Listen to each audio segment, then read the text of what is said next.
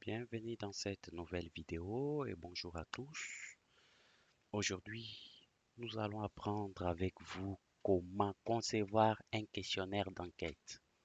Comme vous le savez, avec la collecte de données actuellement, nous utilisons les questionnaires électroniques, ce qui a remplacé les questionnaires en dur. Aujourd'hui, à l'aide d'un téléphone, on peut collecter les informations, les analyser et puis passer à l'interprétation.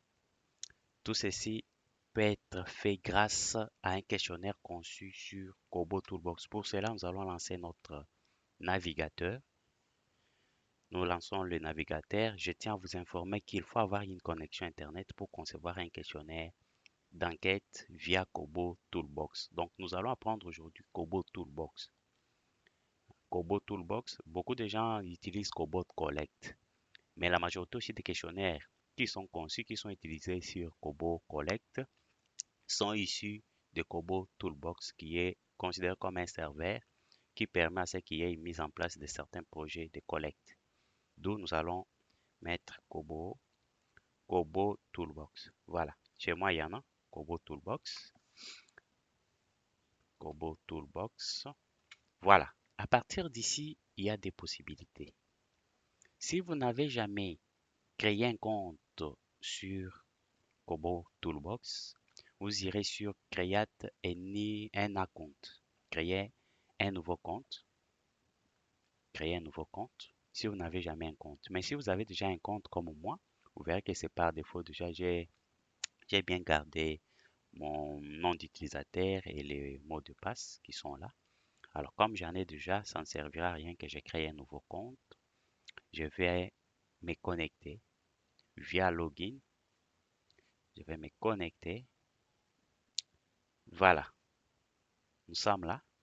C'est ça l'interface ou la fenêtre d'accueil quand vous êtes déjà dans votre compte Kobo Toolbox. Et à partir d'ici, qu'est-ce que vous allez faire? Parce que vous allez remarquer les différents projets qui sont là, les différents projets que j'ai déjà essayé de mettre en place. Mais pour vous et moi, nous allons apprendre à créer d'abord, à mettre en place un projet et à créer un questionnaire dans les projets. Pour cela, nous irons sur New. Si vous étiez ou si vous aviez traduit la langue en français, ça devrait être nouveau. Vous irez sur New, Create Project, donc créer un nouveau projet. Créer un nouveau projet. Et ici, on va vous demander la source. Vous voulez que ça soit, donc que vous puissiez tout commencer, soit vous voulez euh, importer un formulaire XLS qui existe déjà donc qui existe via une adresse URL, ou bien vous allez télécharger un formulaire conçu déjà sur Excel. Vous allez télécharger et importer ça vers ici. Soit vous allez vous servir d'un modèle de template, donc d'un modèle prédéfini que vous allez juste essayer de modifier. Mais pour notre cas, je voudrais assez que tout vienne de nous. Donc nous devons créer. Ici, nous devons donner un nom.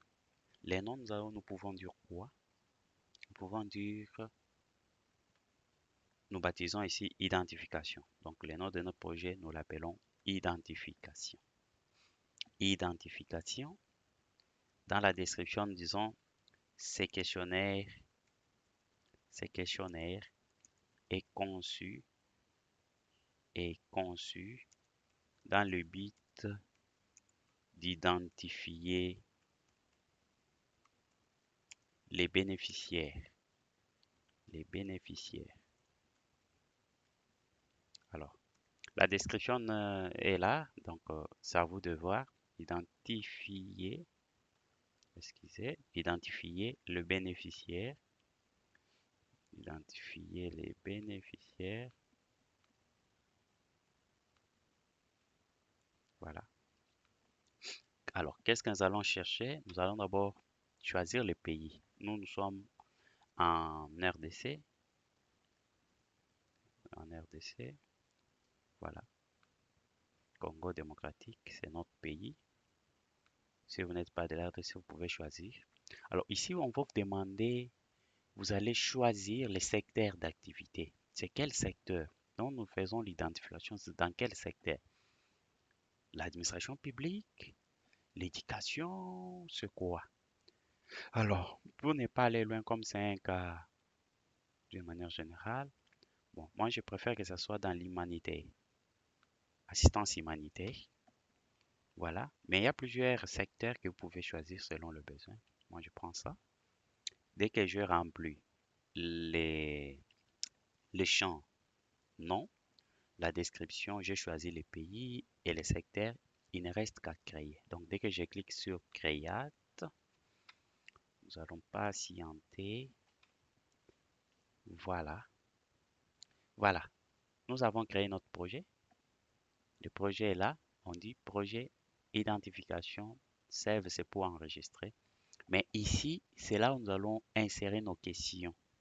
Les différentes questions qui sont souvent utilisées quand vous êtes en train de manipuler un téléphone, un smartphone doté d'une application mobile pour la collecte de données. De cette application-là est vide.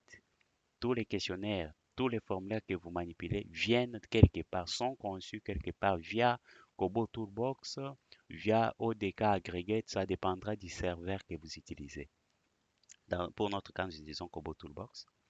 Qu'est-ce qu'il nous reste à faire ici? On vient sur la petite euh,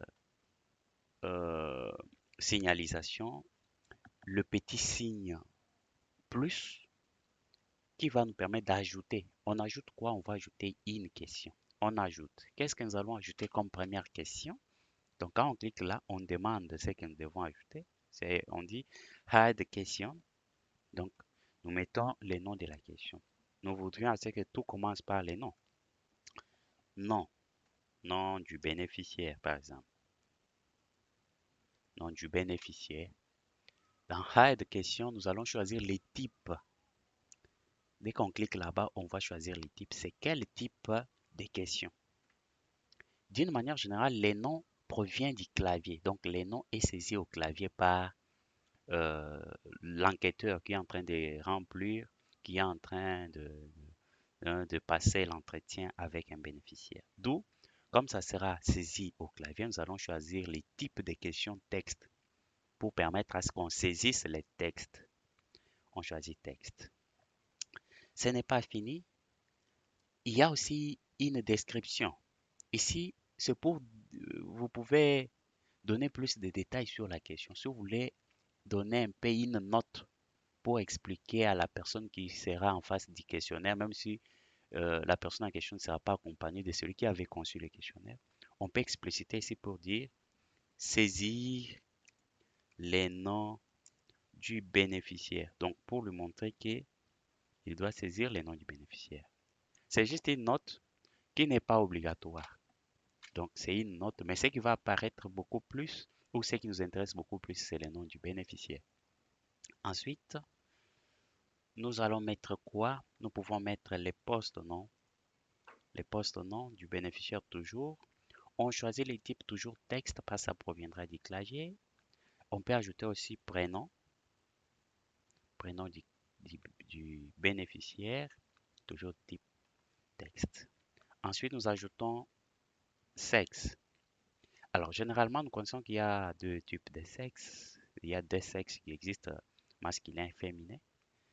D'une manière générale, c'est ça. Alors, ça sera les types de questions qui va permettre à ce qu'on puisse sélectionner une réponse. On va prendre select. Select, on va mettre quoi? Masculin comme la première assertion et féminin comme la deuxième assertion. C'est fini. Donc, ici, on peut aussi expliciter, donc mettre une note pour dire choisir les sexes. C'est juste une note. Ensuite, qu'est-ce que nous allons aussi ajouter? Nous ajouterons l'âge, âge, l'âge du bénéficiaire. Euh, Qu'est-ce que nous allons mettre? Non, je préfère qu'on revienne là. Je préfère qu'on annule. On ajoute date de naissance au lieu de l'âge, date de naissance. pour nous permettre de calculer. Dans date de naissance, qu'est-ce que nous allons choisir comme type de... C'est quel type de question? Généralement, on constate que pour la date de naissance, il faut qu'il y ait un calendrier permettant à l'enquêteur de choisir, généralement, ou de choisir la date, donc les jours, le mois et l'année de naissance du bénéficiaire. Pour cela, nous irons dans Head. Qu'est-ce que nous allons choisir? Nous allons choisir date. Date. Ce type de question va permettre à ce que l'on choisisse uniquement la date du concerné. Voilà. Ici, on va dire ajouter, ajouter la date de naissance comme note. Voilà. Si on peut se limiter à ce niveau, comme c'est juste une petite identification, vous pouvez aller plus loin. Vous pouvez avancer avec plus de connaissances. Oui, on ajoute aussi une autre question, la dernière d'ailleurs, on met localisation. Il faut qu'on puisse savoir l'enquêteur a collecté ces données où. Beaucoup de gens, c'est qu'ils appellent géolocalisation ou bien les points géo. Alors, dans la localisation, qu'est-ce que nous allons choisir comme type de question? Dans la localisation, nous aurons la possibilité de choisir point. On choisit point. Point. OK. Point est là. Donc, on va nous prendre que les points géo. Localisation, ici, on ajoute pour dire prélever les coordonnées GPS. Prélever les coordonnées GPS. Très important. Voilà. Très important. Ceci fait, on fait d'abord save. On doit enregistrer. Save, c'est pour enregistrer. On enregistre. L'enregistrement effectué avec succès. Jusque-là, qu'est-ce que nous allons faire? On peut d'abord visualiser ça. On doit visualiser pour voir comment ça sera sur un téléphone. On vient ici sur Prévieux forme, voir le formulaire. Dès qu'on clique là, on va patienter un tout petit peu pour voir ce que ça va nous donner. Cette présentation, c'est la présentation du formulaire. C'est de cette façon que le formulaire pourra se présenter. Voilà. C'est de cette façon que le formulaire pourra se présenter. Voilà. Quand même, c'est bien fait. Mais jusque-là, ce n'est pas, ce que nous avons besoin. Nous voudrions assez que si la personne n'a pas saisi les noms, qu'il ne puisse pas passer au poste-nom. Si la personne n'a pas saisi poste-nom, qu'elle ne puisse pas passer au prénom, la même chose. Donc, nous devons rendre ces champs obligatoires. Nous cherchons à rendre ces champs obligatoires. Que faire? Nous revenons ici. Nous revenons sur notre formulaire. Nous allons dans Paramètres ici. Nous allons dans Paramètres. Qu'est-ce que nous allons dire? Mandatory response. Donc, rendre cette question obligatoire, on dit yes, oui. La question devient obligatoire. Quand elle devient obligatoire, vous allez remarquer qu'il y a maintenant l'astérisque à côté de la question pour vous montrer que c'est un champ obligatoire. Donc, vous ne pouvez pas passer ces champs. La même chose ici. Nous prenons mandatory response. Nous prenons yes, donc obligatoire aussi. Prénom, nous faisons la même chose. Voilà. Ici, nous prenons aussi ça, yes.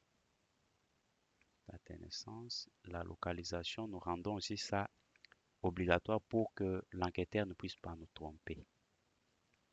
Voilà. On fait save, on enregistre toujours pour éviter quoi que ce soit comme perte des données, s'il y a même une rupture ou coupure brusque du courant. Voilà. Non, du, et regardez seulement. Je peux essayer. Je peux essayer ce que je peux essayer, mais je sais que ça ne passera pas. Voilà. On va vous dire quoi? Il y a des erreurs dans le formulaire. Vous devez les corriger. Donc, il y a des champs qui sont obligatoires. On dit this field is required. Donc, ces champs sont obligatoires. Les champs en rouge là sont obligatoires. Donc, nous les avons rendus obligatoires pour que l'enquêteur ne puisse pas enregistrer un formulaire non finalisé. C'est très important. L'autre chose qui reste, c'est quoi? Sexe, masculin, féminin directement. Moi, je préfère à ce que les assertions aussi puissent être cachées. Donc, que ces assertions soient cachées pour permettre à ce que quand la personne va cliquer là, qu'il puisse choisir. Qu'est-ce que nous allons faire? Nous revenons toujours ici. Sexe, c'est ici. Nous viendrons dans paramètres pour sexe. Paramètres pour sexe. Non, attendez. Paramètres pour sexe. Sexe a toujours été obligatoire aussi. On avait oublié. Et puis, dans apparence. Dans apparence, on dit select. Nous prenons quoi? Nous allons prendre minimal. Dans apparence, nous allons prendre minimal pour permettre à ce quand on clique à l'intérieur qu'on ait maintenant ce que nous voulons. Voilà. On finit, on enregistre un P et puis on vient ici pour tester et voir ce que ça nous donne. Nous l'avons fait pour cette. Voilà. Sexe est là. Il n'y a plus masculin, féminin ici. Mais il y a au moins la possibilité quand tu cliques ici, tu peux choisir masculin, tout comme tu peux choisir féminin. Voilà pour ce qui est de la conception d'un formulaire sur Kobo Toolbox. Je vous informe que c'est gratuit. Donc, c'est une conception gratuite. Ça ne vous demande pas de payer quoi que ce soit. C'est gratuit. Alors, on fait save comme je l'ai dit. Ceci fait, qu'est-ce qui nous reste? Ce qui nous reste, c'est à déployer ces formulaires. Parce que jusque-là, c'est fixe sur cette machine, fixe sur notre serveur ici. Alors, il faut que les enquêteurs, via leur téléphone, qu'ils arrivent à se connecter et télécharger ce formulaire. Donc, nous devons les rendre disponibles en ligne pour qu'ils soient téléchargés et utilisés même en mode local. Qu'est-ce qui reste? Pour cela, nous allons fermer ici. Voilà. Dès qu'on ferme, identification et la comme projet, on nous dit bien déployer. Donc, tout ce qui nous reste, c'est ça. Déployer. Tout ce qui nous reste. Déployer. Déployer. On peut d'abord regarder les paramètres pour voir si c'est correct. Identification, questionnaire, tout ça, OK. Ça, c'est général, média. Ça, OK. Tout est bien. Tout est bien. Il n'y a pas de souci. On est dans tout ce qui nous reste ici, c'est quoi? Déployer. On clique sur déployer. Voilà. Le formulaire est déployé. Le formulaire est déployé. Alors, il y a aussi l'autre détail que je n'ai pas pu mentionner. Ici, collecte data. Donc, la collecte des données se fera comment? Online, offline. C'est-à-dire, même si on est connecté, même si on n'est pas connecté, on peut collecter les données via ces formulaires. C'est très important. Donc, tout comme vous pouvez seulement dire, pour collecter, il faut seulement que ce soit en ligne, soit si on est connecté. Donc, ça dépend de ce que vous allez choisir à ces niveaux.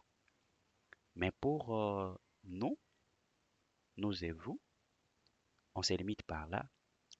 Si vous avez aimé, likez la vidéo, partagez avec vos amis. Et on se retrouve très prochainement pour approfondir sur la collecte des données, la mise en place ou la conception des outils de collecte, l'analyse des données aussi que l'interprétation des données. Merci et à très bientôt.